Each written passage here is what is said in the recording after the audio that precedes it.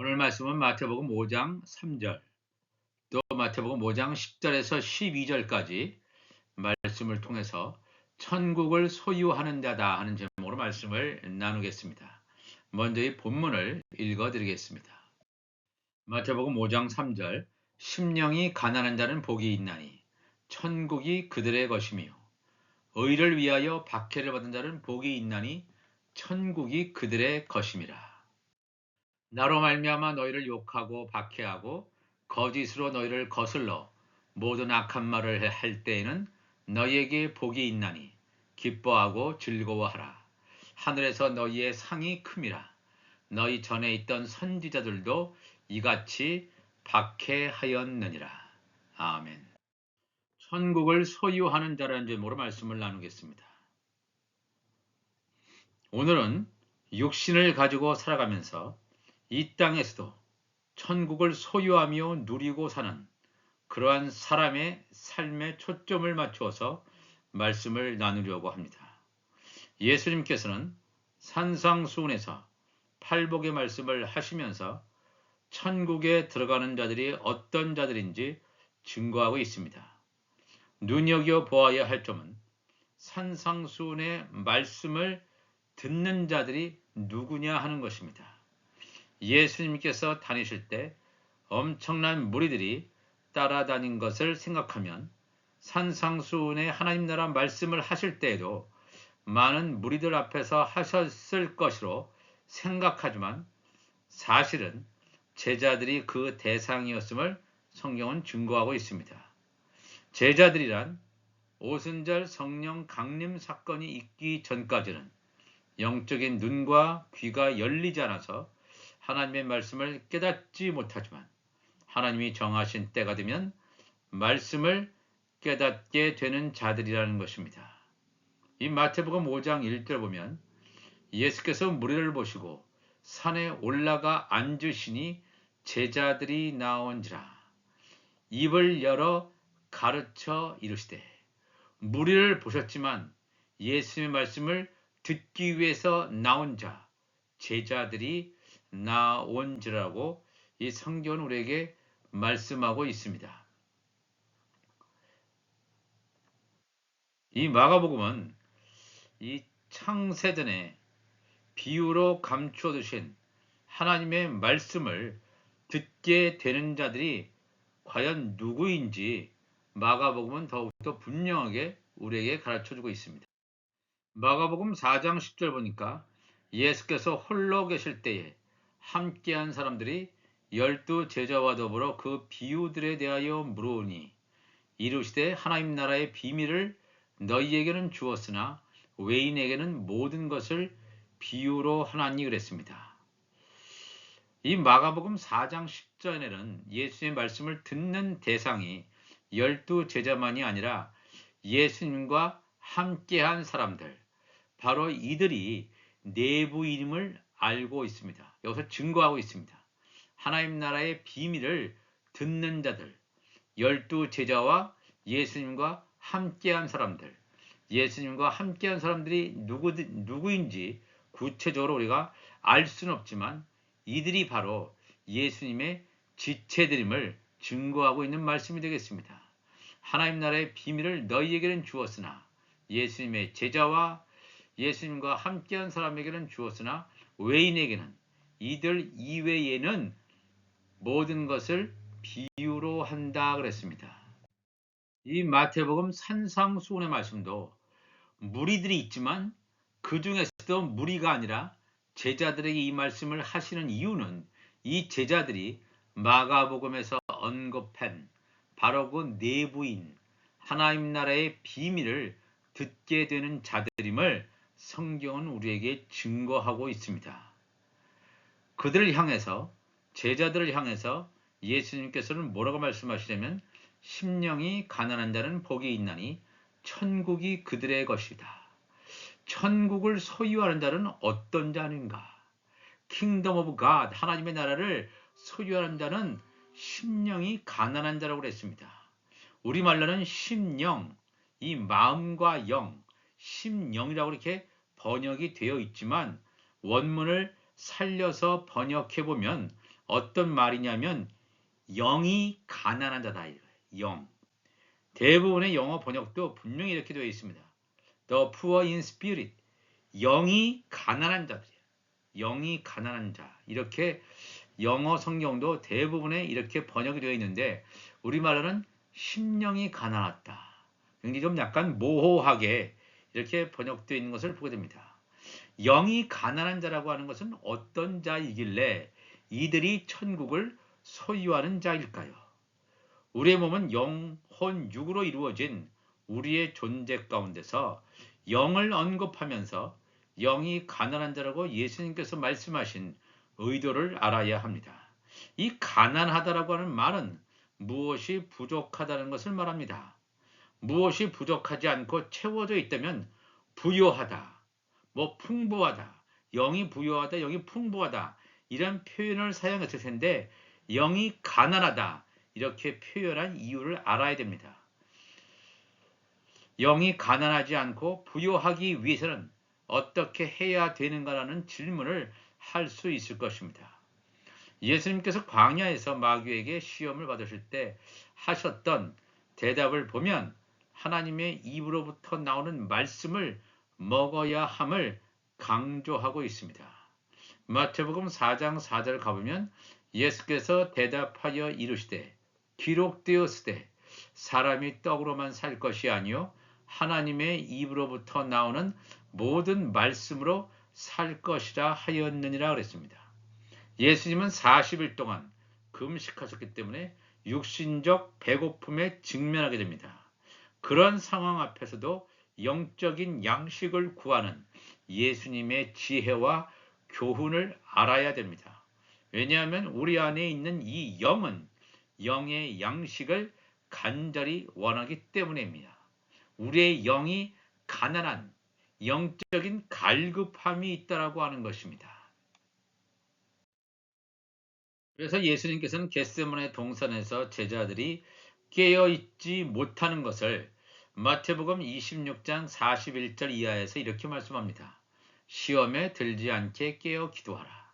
마음에는 원이로되 육신이 약하도다 하시고 우리말 성경에는 이걸 마음에는 원이로되 육신이 약하다. 마음이라고 번역을 했는데 이게 원어에는 마음이 아니라 영입니다. 영. 왜 이것을 마음으로 번역했는지 정말 이해가 되지 않는 번역 가운데 하나입니다. 영으로는 원입니다. 우리 안에 있는 스피릿 영으로는 원이로되 육신이 약하다. 이렇게 예수님께서는 말씀하시고 있습니다. 영이 가난하지 않고 채워져서 부요해야 된다 하는 것을 예수님께서는 말씀하시고 있습니다. 왜 그렇게 말씀하시냐면 요한복음 6장 63절에 살리는 것은 영이니 육은 무익하니라. 내가 너희에게 이른 말은 영이요 생명이라 그랬습니다. 살리는 것은 영이다. 그럼 영은 스피릿은 뭐냐? 내가 너희에게 이른 말, 예수님의 입에서 나오는 이 말이 영이요 생명이다 그랬습니다. 이 굉장히 중요한 말씀입니다. 우리 안에는 우리가 하나님의 자녀라면 영이 원하는 것이 있습니다. 그러나 온전하게 아직 이 영의 양식으로 채워져 있지 않은, 즉 성령의 기름으로 채워져 있지 않은 자, 이 당시에 베드로와 같은 자, 야고보와 같은 자, 요한과 같은 자, 오순절 성령 사건을 경험하지 않은 예수님의 지체들, 그들의 영은 틀림없이 기도하고 깨어 있기를 원했지만 육신이 약하기 때문에 하나님의 말씀, 예수님의 말씀에 순종하지 못했음을 우리가 분명히 알게 됩니다. 그렇기 때문에 우리의 영이 자란다는 것은, 영이 성장하기 위해서는 예수님으로부터 나온 그 말씀이 우리 안에 들어올 때 성장하는 것을 성경은 증거하고 있습니다. 로마서 8장 5절 말씀 보면 육신을 따르는 자는 육신의 일을, 영을 따르는 자는 영의 일을 생각하나니 육신의 생각은 사망이요 영의 생각은 생명과 평안이니라. 육신의 생각은 하나님과 원수가 되나니 이는 하나님의 법에 굴복하지 아니할 뿐 아니라 할 수도 없습니다. 육신에 있는 자들은 하나님을 기쁘시게 할 수 없다 그랬습니다. 육신을 따른다는 것은 뭡니까? 그 영의 일, 그 영의 하나님의 성령이 임해서 성령이 인도하는 대로 성령께서 우리를 강권대로 역사대로 인도하는 대로 가야 되는데 나의 육을 따르게 됩니다. 영의 원함은 있는데도 불구하고 그것에 순종하지 못하고 깨어있지 못하는 육신의 삶을 반영하고 있습니다. 근데 육신을 따라서는 하나님의 뜻을 이룰 수가 없다 그런 것입니다. 육신의 생각은 사망이요 영의 생각은 생명과 평안이다 그랬습니다. 우리 스스로 내가 결단하고 갈 수 있는 것이 아니다라는 것입니다. 육신의 생각은 심지어 하나님과 원수가 된다. 육신의 생각으로 자꾸 무엇을 하려고 하는 자는 하나님의 나라에 갈 수가 없습니다. 왜냐하면 하나님의 법에 굴복하지 아니할 뿐 아니라 할 수도 없다. 육신에 있는 자들은 하나님을 기쁘시게 할 수 없다 그랬습니다. 그래서 나의 영의 갈급함, 나의 영이 무엇을 원하는가에 우리가 귀를 기울여야 될 줄로 압니다. 이 마태복음 5장 6절에도 이런 말씀이 있습니다. 마태복음 5장 6절에도 의에 줄이고 목마른 자는 복이 있나니 그들이 배부를 것이다. 의에 줄이고 목말라야 돼요. 나의 영이 가난해서 무엇에 줄이고 목말라야 되냐면 하나님의 나라와 그의 의에 줄이고 목마른 자. 왜 그들에게 복이 임하냐 하면 이것들이 채워진다는 것입니다. 하나님 나라의 의에 대해서 관심이 없는 자, 의에 줄이지도 않고 목마르지도 않은 자, 이들은 배부르지 못합니다. 채워짐의 역사를 경험할 수 없습니다. 이사야도 분명히 오호라 너희 모든 목마른 자들아 물로 나오라. 돈 없는 자도 오라. 너희는 와서 사 먹되 돈 없이 값 없이 와서 포도주와 젖을 사라. 분명히 이사야서 55장 1절은 우리에게 말씀합니다. 목마른 자, 의에 줄이고 목마른 자라면 당연히 생명수를 먹기를 원합니다. 예수님의 입에서 나오는 말씀을 먹기를 원합니다. 이 말씀을 먹을 때 나의 영이 채워집니다. 나의 영이 기쁘게 되는 것입니다. 그랬더니 예수님께서 요한복음 6장 27절에 썩을 양식을 위하여 일하지 말고 영생하도록 있는 양식을 위하여 하라. 이 양식은 인자가 너희에게 주리니 인자는 아버지 하나님께서 인치신 자 아니라 성령으로 인치신 자. 예수님은 하나님의 아들이죠. 하나님의 아들은 성령으로 인을 받은 자입니다. 인을 치신 자입니다. 이 예수님께서 썩을 양식을 위하여 일하지 말고 우리 대부분 다 썩을 양식을 위해서 일합니다. 썩을 양식은 이 만나처럼 금방 쓰러집니다. 사라집니다. 부패합니다. 그러나 영생하도록 있는 양식은 나의 영의 갈급함을 채워줍니다. 영원한 생명으로서 구할 죄의 소망을 이루어 나가는 줄로 믿습니다. 영이 가난한 자는 영의 양식을 먹기 위해서 간절히 구하고 애를 씁니다. 성령의 기름이 채워지기를 간절히 원하는 자입니다. 그냥 현재 상태가 좋으면 좋다 이것이 아니라 계속해서 가득 채워지기를 아구까지 가득 채워지기를 간절히 원하는 자들이 이 영의 생명들입니다. 영이 가난한 자입니다. 그렇지만 혼의 생명들은 지정의에 만족하는 자입니다. 자신의 혼적인 소욕에 만족하는 자, 이 땅의 물질적인 것에 만족하는 것입니다. 나의 지적인 호기심, 나의 지적인 성취에 만족하는 자들입니다. 하나님에 관한 지식을 많이 알고 있는 것, 바로 그것에 만족하는 것입니다. 우리가 하나님 나라에 대한 관한 지식을 많이 알고 있는 게 중요한 것이 아닙니다. 그 말씀이 나를 변화시켜서 온전히 하나님의 나라가 우리 안에 온전히 세워져서 우리 안에 하나님으로 가득 채워지는 것, 우리가 그리스도화 되는 것이 중요한 줄 압니다. 지정의할 때 이 정이라고 하는 것, 나의 감정적인 것에 또한 많은 관심을 가지고 있습니다. 그래서 이 혼적인 사람들은, 혼의 생명들은 나의 기분, 나의 육신적인 즐거움, 나의 육신적인 쾌락 등등을 추구하는 자입니다. 나의 지적인 것, 나의 감정적인 것, 이것을 통해서 내가 알고 있는 것, 나의 감정적인 추구에 기반을 하고 내가 의지적으로 행동하는 것입니다. 하나님이 나의 인생의 주인이 아니라 내가 알고, 내가 느끼고, 내가 행동하는 것에 주체가 되는 사람을 말합니다. 이 세상은 혼적인 영역에 있는 사람들을 부추깁니다. 그들을 자랑스럽게 만들려고 합니다. 자아를 더욱더 발전시키려고 합니다. 그러나 우리가 예수 있게 나간다는 것은 나의 자아를 부인하고 자기 십자가를 지고 예수님께 나가는 줄로 믿습니다. 이러한 자는, 즉 내가 행동의 주체가 되는 혼의 생명은 영이 가난한 자가 아닙니다. 영이 가난한 자들은 영의 양식에 대한 갈급함이 있는 자입니다. 천국을 소유하는 두 번째 부류의 사람은 마태복음 5장 10절에 나타난 것처럼 의를 위하여 박해를 받은 자는 복이 있나니 천국이 그들의 것이다. 천국을 소유하는 자는 의를 위하여 박해를 받은 자라는 것입니다. 이 의라고 하는 것은 사람의 의가 아닙니다. 내가 무엇을 많이 이루어서 뭔가 세상적인 운동이나 이런 걸 많이 해서 하나님의 의를 위하는 것이 절대로 아니다 하는 것을 성경은 증거하고 있습니다. 하나님의 의라고 하는 것은 요한복음 16장 10절 보니까 의에 대하여라 하면, 하나님의 의에 대하여라 하면 내가 아버지께로 가니 너희가 다시 나를 보지 못한다 그랬습니다. 예수님께서 아버지께로 가는 것, 창세전에 있던 그 영광의 자리로 예수님께서 가시는 것, 하나님의 나라에 가시는 것, 이게 의라고 하는 것입니다.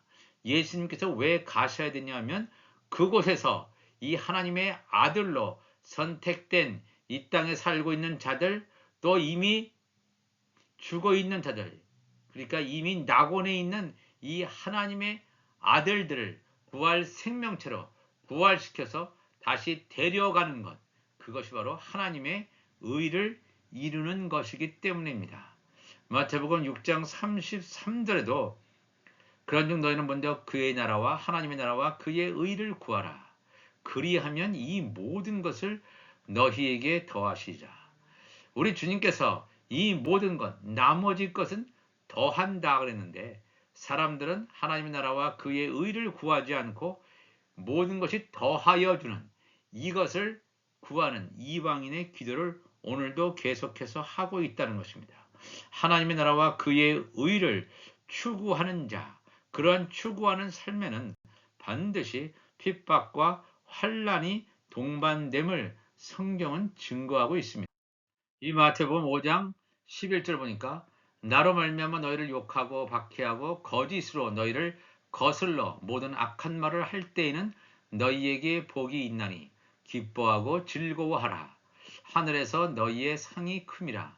너희 전에 있던 선지자들도 이같이 박해하였느니라 그랬습니다. 이 하나님의 의를 따라서 살아가려고 하면 수많은 핍박이 있습니다. 환난이 있습니다. 거짓 선동으로 해서 사람을 죽이려고 합니다. 지금 한국 상황도 마찬가지입니다. 물론 그것은 하나님의 의는 아니라 할지라도 이 세상에 있는 의라고 할지라도 이것조차 분별하지 못하고 하나님의 뜻대로 하려고 하는 자를 향해서 박해하고 핍박하고 거짓 선동하는 일이 얼마나 많은지 모릅니다. 우리가 이것을 분명히 알아야 됩니다. 이 마지막 때는 거짓 선동하는 일들이 많이 일어날 것입니다. 우리가 하나님의 말씀으로 세워져 있지 않는 자, 하나님의 말씀으로 서 있지 않는 자는 거짓 선동에 의해서 미혹되게 되고 넘어질 수밖에 없습니다. 악한 말로 핍박하고 박해하고 욕하는 이 수많은 것 앞에서 승리하는 자는 바로 어떤 자냐 하면 그 안에 천국을 소유하는 자입니다. 천국을 소유한 자는 핍박과 환난을 받아도 기뻐하고 즐거워하라. 하늘에서 너희의 상이 큼이라. 너희의 상은 어떤 상입니까? 바로 예수님이 앉는 그 우편 보좌에 앉는 하나님의 아들로서 앉게 되는 그 놀라운 하나님 나라의 상속권자가 되는 그런 상이라고 하는 것입니다. 왜냐하면 너희 전에 있던 선지자들도 이같이 박해하였느니라. 이 핍박과 박해를 통해서 이 사건을 통해서 거짓은 드러나게 되어 있습니다. 사람이 부족할 수 있습니다. 연약할 수 있습니다. 그러나 이 빛이 비칠 때, 그 구원받은 사람이라면 빛이 비칠 때 자기의 정체성이 드러나게 돼서 빛을 향하여 다가옵니다. 아, 내가 이렇게 부족하거나 죄인이다. 그래서 회개하고 온전하게 나아갈 수 있지만, 악한 자는 빛이 비칠 때 자기 자신의 영적 정체성을 감추려고 합니다.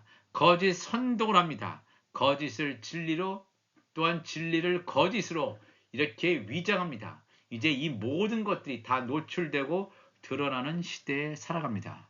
오늘도 우리가 이 세상의 현상들을 바라보면서 하나님의 나라와 그의 의를 구하는, 진리와 거짓을 분명히 알고 거짓은 망하게 되어 있습니다. 이 거짓은 심판받게 되어 있습니다. 우리가 항상 진리의 편에 설 수 있도록 천국을 소유하는 자, 이 영이 가난한 자, 영의 양식을 구하는 자, 그래서 하나님의 나라와 그의 의를 구할 때 핍박과 환난과 엄청난 어려움이 온다 할지라도 거기에 굴복하는 것이 아니라 말씀으로 승리하는 우리 모두가 되시기를 주님의 이름으로 축원합니다. 기도하시겠습니다. 하나님 아버지 감사합니다. 오늘도 귀한 말씀을 나누었습니다. 천국을 소유하는 자, 하나님의 나라를 소유하는 자, 얼마나 귀한 자인지 모릅니다. 하나님이여, 우리 안에 하나님의 나라가 임해 있습니다. 이 세상의 사건들을 보면서 무엇이 진리인지, 무엇이 거짓인지를 알게 하시고, 성령께서 우리에게 성령의 기름을 온전하게 부어주셔서 예수님의 제자들처럼 영적인 눈과 귀가 열려지게 하시고, 성령의 기름이 채워져서 영이 가난한 자가 영적으로 부유한 자까지 올라갈 수 있는 장성한 자가 될 수 있도록 성령에 인도하여 주옵소서. 감사하며 거룩하신 예수님의 이름으로 기도합나이다. 아멘.